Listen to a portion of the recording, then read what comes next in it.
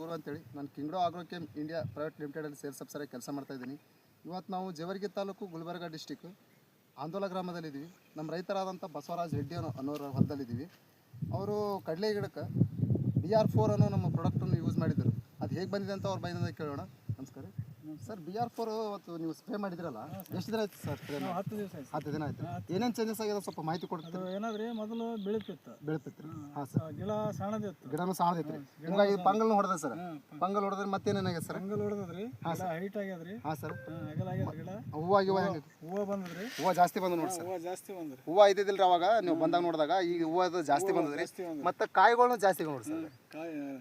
ಕಾಯಿ ಹಿಡ್ಲಕತ್ತೀರಿ. ಅವಾಗ ಕಾಯಿ ಹಿಡಿದಿದ್ದಿಲ್ರಿ. ಹೂವು ನೋಡಿ ಸರ್ ಎಷ್ಟು ಜಾಸ್ತಿ ಬಂದವ್ರಿ ನೋಡ್ರಿ. ಕರಿ ಹೂವು ಜಾಸ್ತಿ ಬಂದ ಸರ್. ಎಲ್ಲ ರೈತರು ಎಲ್ಲ ಯೂಸ್ ಮಾಡ್ಬೋದು ಅಂತೀರಿ ಸರ್? ಮಾಡ್ಬೋದ್ರಿ. ಎಲ್ಲ ರೈತರು ಮಾಡ್ಬೋದ್ರಿ. ಹಾಂ ಸರ್.